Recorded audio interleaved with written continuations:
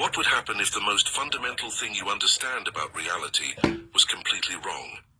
From the moment you were born, you have been trained to worship a cruel and invisible god, the clock. They have taught you that time is an implacable arrow that shoots forward and never returns. They have convinced you of many false things.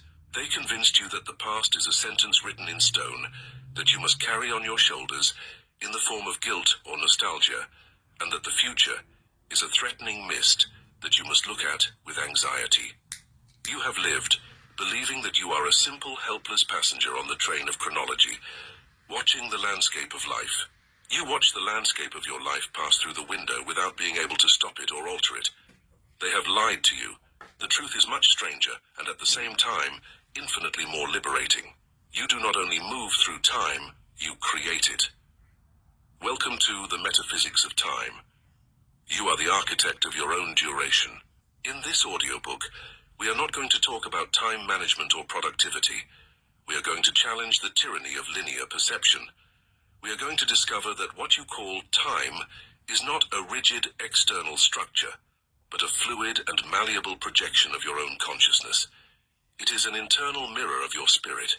Imagine for a moment that you could enter the archives of your memory and edit the pain of yesterday, not as a simple psychological exercise, but as a literal alteration of your energetic structure. Imagine that you could bring the joy and success of a dreamed future and experience them here and now, collapsing the weight in your life. Imagine collapsing the weight and forcing physical reality to manifest before your eyes. This is not science fiction. It is the hidden mechanics of reality. Stop allowing the past to define you and the future to paralyze you. Your internal state, your vibration, and your sovereign focus are the true time machine. You are the engine. When you master your consciousness, time stops being a straight line and becomes a vast ocean, where everything exists simultaneously, waiting for you to decide where to navigate. Forget everything they have taught you about yesterday, today, and tomorrow. We're about to dive into the true nature of your existence beyond calendars. We are going beyond calendars and clocks. Get ready to reclaim your power. Get ready to discover that the only moment that exists, and the only place where your ability to perform miracles resides, is this precise instant. Welcome to the eternal now. This is your point of power. This is where your new story begins to be written. Chapter 1. The Linear Prison, the Deception of the Mind. Look at the corner of your phone screen. Look at the calendar on the wall. What do you see? You see numbers, you see dates. You see a structure that organizes your life, telling you when to wake up, when to eat, when to work, and when to sleep. It seems harmless, doesn't it? A useful tool to coordinate appointments and not miss the train. But if you look closer, with the eyes of the spirit, you will see something much more sinister. You will see the bars of a cell. You are serving a life sentence in a prison that you cannot touch, but that you feel in every heartbeat of anxiety, in every sigh of regret, and in every moment of impatience. That prison is called linear time. Welcome to Chapter 1. Today we are going to commit an escape. But to escape a prison, you must first understand how it is built, where the guards are, and, most importantly, realize that the door was never actually locked. You have been a voluntary prisoner of a concept, and today you will learn how to walk through the phantom walls, the collective hallucination. Let's start with a statement that will make your logical mind rebel. Time, as you experience it psychologically, does not exist. It is not a fundamental reality of the universe. It is a mental construct, a collective hallucination that we have accepted as absolute law. It is a shared dream that limits us. Imagine a dog sitting in the park.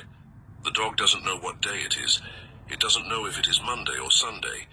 It is not worried about whether it will have food in 2028.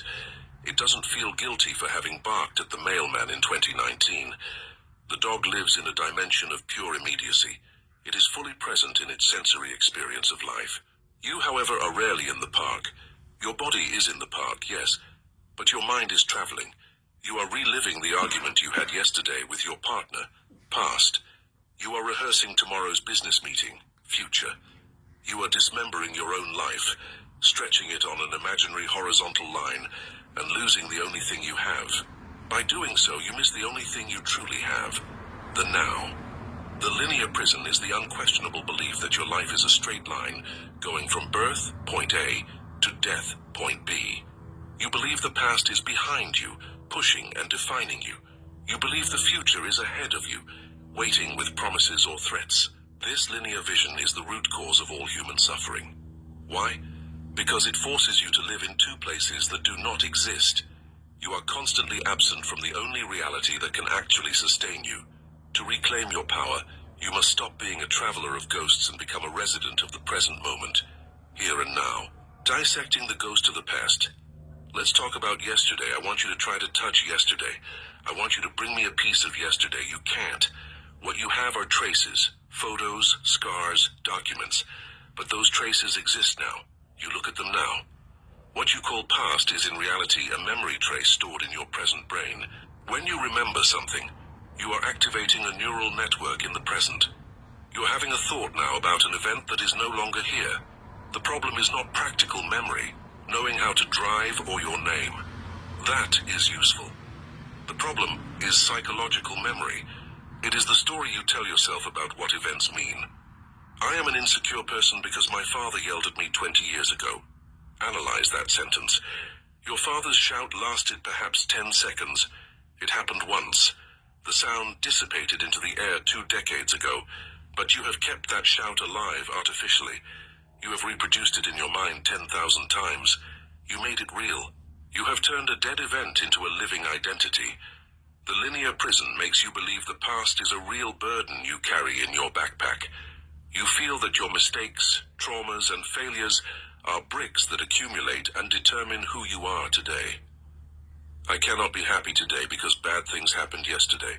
This is a lie. This is a metaphysical lie. The past has no power. The past cannot touch you. The past is a ghost without hands. The only power the past has is the power you give it by paying attention to it now. The moment you withdraw your attention from the memory, the past ceases to exist. You are free in the instant you realize the chain is smoke, the trap of future salvation. Now let's look the other way. Tomorrow. The linear prison trains us to live in a state of permanent hope or permanent anxiety. Society sells you the idea that the present moment is only a means to an end. You go to school to have a job. You work to have money. You have money to retire. You retire to die. We live waiting for the next moment. I will be happy when I get married. I will be calm when I pay off the mortgage. I will feel complete when I have that body. This is madness. You are postponing life. You are treating the present moment, which is sacred and unique, as if it were an annoying obstacle to overcome for an imaginary future. But here is the cruel trick of the linear prison. The future never arrives. Think about it. Have you ever experienced the future?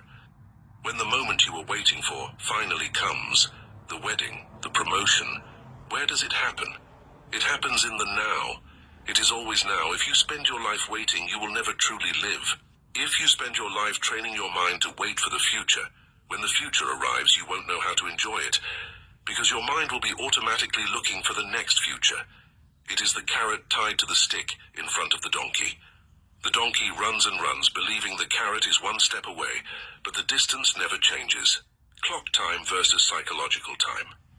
To escape the prison, we must make a vital distinction taught by masters like Eckhart Tolle. There is clock time and psychological time.